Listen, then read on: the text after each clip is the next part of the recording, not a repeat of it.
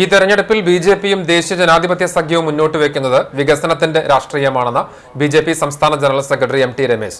ദേശീയ ജനാധിപത്യ സഖ്യം മണലൂർ നിയോജക മണ്ഡലം സ്ഥാനാർത്ഥി അഡ്വക്കേറ്റ് കെ അനീഷ് കുമാറിന്റെ തെരഞ്ഞെടുപ്പ് പ്രചരണാർത്ഥം സംഘടിപ്പിച്ച പൊതുയോഗം ഉദ്ഘാടനം ചെയ്ത് സംസാരിക്കുകയായിരുന്നു അദ്ദേഹം. വികസിത കേരളം എന്ന മുദ്രാവാക്യം ബിജെപി മുന്നോട്ട് വയ്ക്കുമ്പോൾ അതിൽ സത്യസന്ധതയും വസ്തുതയുമുണ്ടെന്ന് ആളുകൾക്ക് ബോധ്യമുണ്ട്. അങ്ങനെ ബോധ്യമാകാനുള്ള പ്രധാനപ്പെട്ട കാരണം കഴിഞ്ഞ 12 വർഷക്കാലത്തെ അനുഭവമാണ്.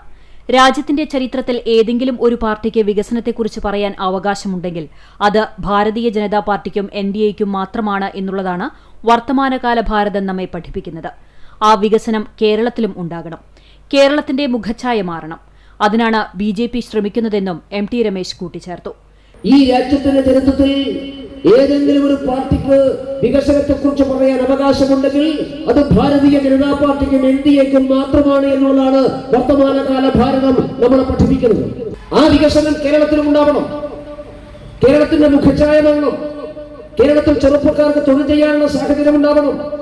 നമ്മുടെ വിദ്യാർത്ഥികൾക്ക് ഇവിടെ തന്നെ പഠിക്കാൻ സാധിക്കണം. ഏറ്റവും ആധുനികമായിട്ടുള്ള സർവകലാശാല വിദ്യാഭ്യാസം ലഭിക്കുന്ന നാടായിട്ട് കേരളത്തെ മാറ്റണം. എല്ലാവർക്കും വീടുണ്ടാക്കാൻ സാധിക്കുന്ന സാഹചര്യം ഉണ്ടാവണം. എല്ലാവർക്കും കുടിവെള്ളം കിട്ടണം. എല്ലാവർക്കും ആരോഗ്യ പരിപാലനം ഉണ്ടാവണം. ചൂണ്ടൽ സെന്ററിൽ നടന്ന പൊതുയോഗത്തിൽ ബിജെപി ചൂണ്ടൽ മേഖലാ പ്രസിഡന്റ് സരിത ജയേഷ് അധ്യക്ഷയായി.